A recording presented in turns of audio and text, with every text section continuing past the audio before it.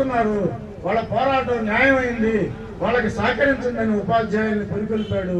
గిరిజనోద్యమానికి సహకరించే మార్పు బాలకృష్ణమ్మ పేరు దగ్గర శివకోటారెడ్డి గారి దగ్గర నుంచి అధ్యక్షుల వారి దగ్గర నుంచి ఒక 10 మంది ప్రస్తావించారు.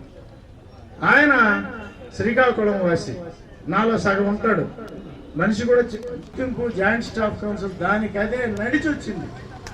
ఇది వారు ఆనాడు సాధించిన ఘనత కనుక శ్రీరాములు గారి పేరు ఆ భవనాల్లో పెట్టుకోవడానికి ఒక సార్థకత.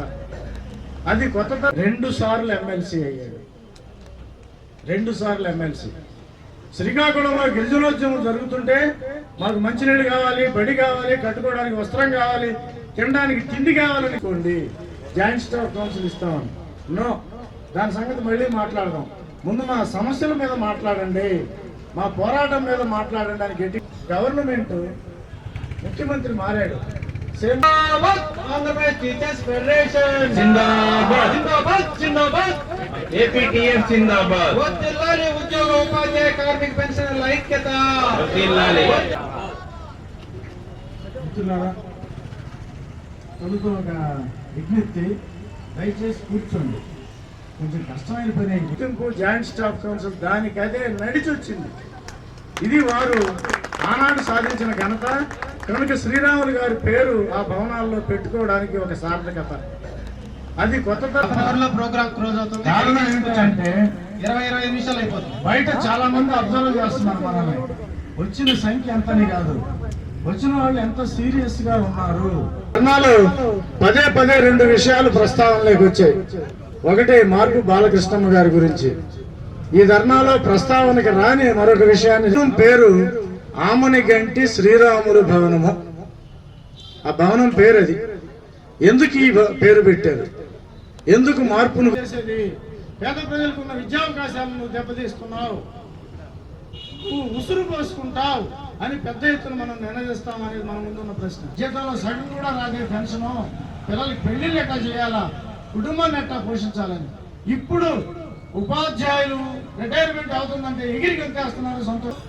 ఐఫియా చీఫ్ ప్యాటర్న్ కె సుబ్బారెడ్డి గారిని పోరాటాలు ఇంకా ఉధృతం చేశారు. శ్రీరాములు గారిని ఈ కార్నర్ నుంచి ఆ కార్నర్కి ట్రాన్స్ఫర్ చేశారు. ఆయన సెలవు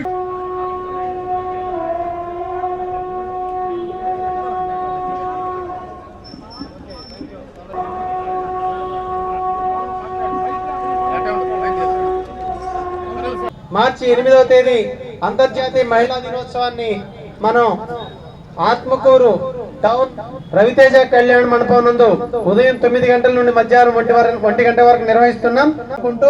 ఈ కార్యక్రమానికి విచ్చేసిన మన జేఏసీ చైర్మన్ గారికి, మిత్ర బృందానికి ధన్యవాదాలు తెలియజేస్తూ మన ఏపీటీఎఫ్ ధర్నాను ఉద్దేశించి రాష్ట్ర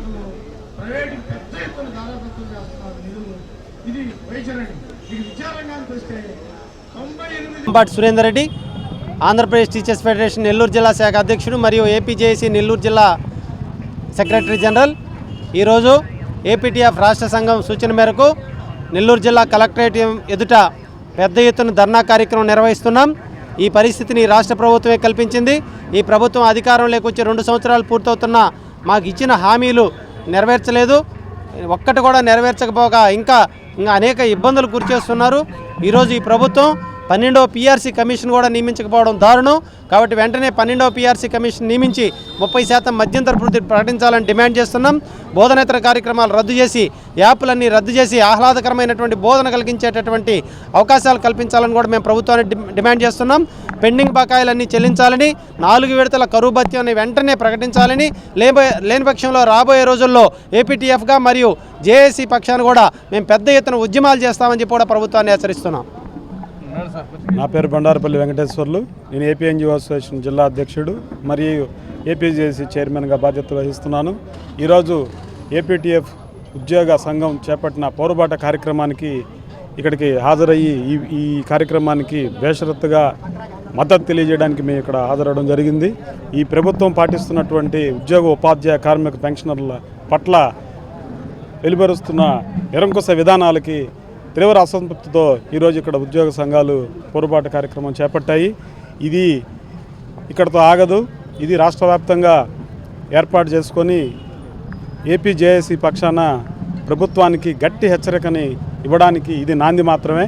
గత ప్రభుత్వం ఏర్పాటు చేసిన చాలా ఉద్యోగ ఉపాధ్యాయ కార్మిక పెన్షన్లకి నిరంకుశ విధానాలని ఈ ప్రభుత్వం అన్నా మేము చాలా ఆశతో ఎదురు చూసాము.